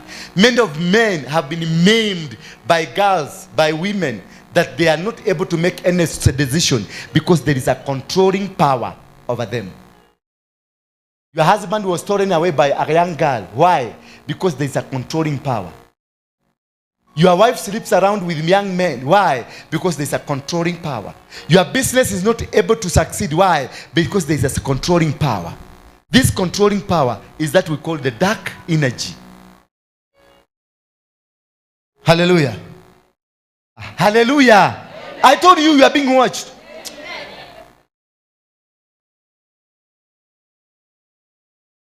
These are unforeseen forces. You don't see them. You don't know where they are, but they will be operating.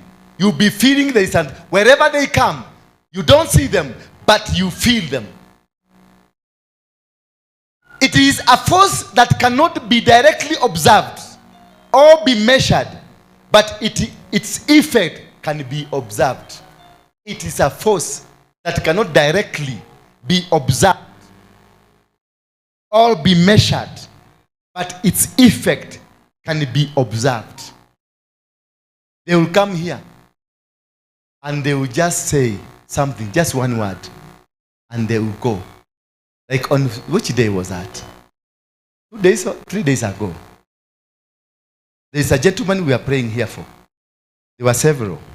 And this gentleman wanted to come and see in the office. While I was in the office, I felt there is something that is not happening here, right in the spirit.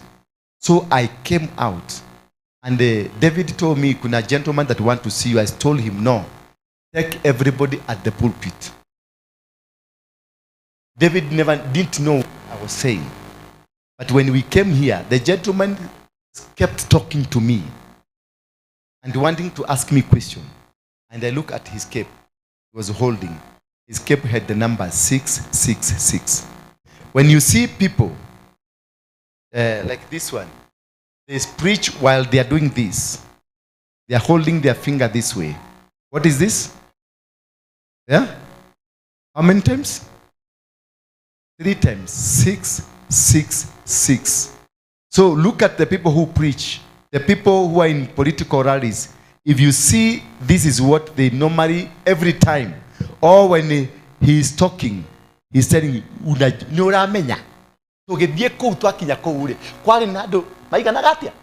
is a sign of the Freemasons. This is a sign of the Freemason. And that's what was in the cave, My sister, do you want to speak? Come, just come, don't worry. Don't worry about them. Just come and tell me. Tell us what happened to you. Oh, camera, don't show her. Acha simame tu hapo. Praise God. Yes. On Wednesday, after the service, there's a guy who came here. Alikuwa ametumwa, a Freemason group. Alikuwa ametumwa kuja angushe apostle. Alikuwa ametumwa kuja juu kwa nini apostle ajaanguka juu. Alikuwa ametuma 2 ladies previous Sunday to seduce him. So tulikuwa tunatoka, the guy akaningojea huko nje, akaniambia amenituma to apostle to tell him that they want his soul and kuna mambo mingi wanampangia.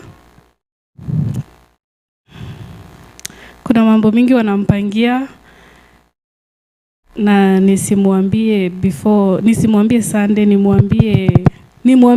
nisimwambie before Sunday because nitakuwa nimeharibu mipango yao. Kanisa yao ni ya Friday. Yeah. Endelea. Then akakwambia wamefanya nini na nini? Walituma wasichana wawili. Previous Sunday walikuwa wamefunga vitamba, wanakaa Wakorino. Mmoja alikuwa amekaa hapa na mwingine alikuwa anakaa pale, and they really wanted to see me. They even texted me, it is very urgent apostle, allow me to meet you. David akakuja akaniambia, nikamwambia I'm not seeing anybody because I felt there is something wrong. And then they sent somebody else, Mwaneki. Nikamwambia Mwaneki, wewe ndio kalutera kuna ujehereria mushene ha. Then so they failed. So you were sent to come and know why I was unable to go. Yeah. Tumwajue the weight of you. Yes. Uzito wako. Yes. And meet you. Alikuwa mtuma kuja angalia uzito. Kwa nini? Where is this microphone? Ama nyinyi pia upatie microphone. Wewe, are you part of this group? Microphone. Mwaneki. Kwani wamekukamata? They know how to switch off even microphones. Because I can see two of them here. I can see them, two of them here. So alitumwa huyo jamaa kuja juu uzito wako and aliadmit you're a genuine person. You're a genuine person. Mpatie hiyo yangu. And aka-admit you're a genuine pastor. Na akasema atarudi after 6 months, 6 weeks and 6 days that hawezi kuja tena. 6 months, 6 weeks and 6 days. Ndio atarudi. Yeah. Wakasema wameangusha nani na nani? Wakasema wameshika Ezekiel and Nganga. Na? Nganga.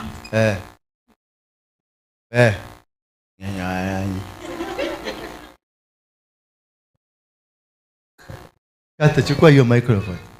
Nganga.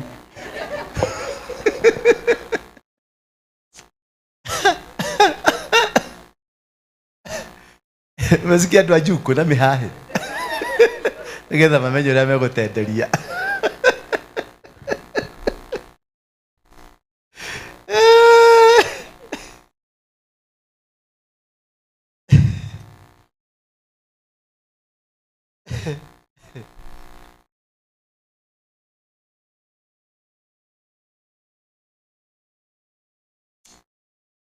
Simameni kwa miguu yenu.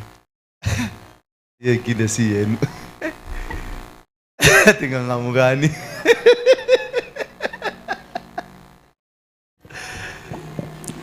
Anaitwa Kariuki Nganga. Anaitwa Kariuki wa Nganga. Yes, Lord.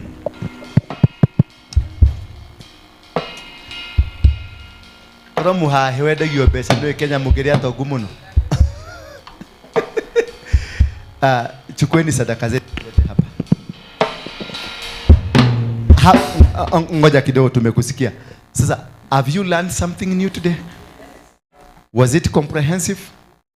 Do you have understanding now, the understanding what kind of the sacred battles in your life and how to deal with them? Yes, that is why you must be sitting down to be taught the word of God, and then you pray and you worship. And when you worship, you raise the spirit of discernment in you. Wekelea sadaka zako hapa. Worship. Sasa twende kasi.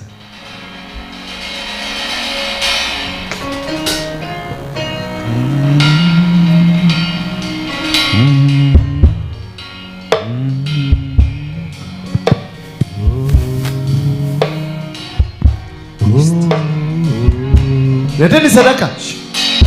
Hii si sadaka. Hii ni dhabihu ya kuvunja hiyo madhabahu. So wekelea chochote uko nacho hapa.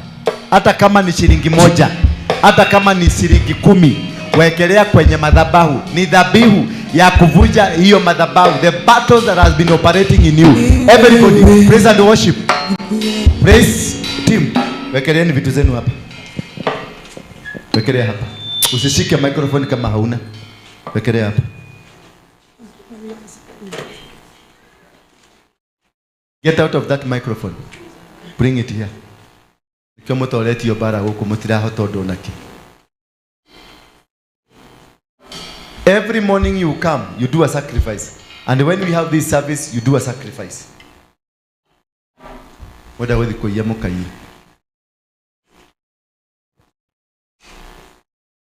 Sita pepele sana nyinyi tena. Umepeana? Wewe. Ingia kwa kibeti. Kuna 50 iko hapo. Kwa hiyo kibeti yako toa. Kuna 50 hapo. Najua hiyo ndio fair. Toa ikuje wekelea hapa. Hata Abrahamu alipatiana hisani.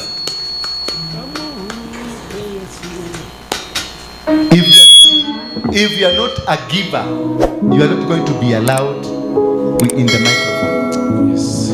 Where baba?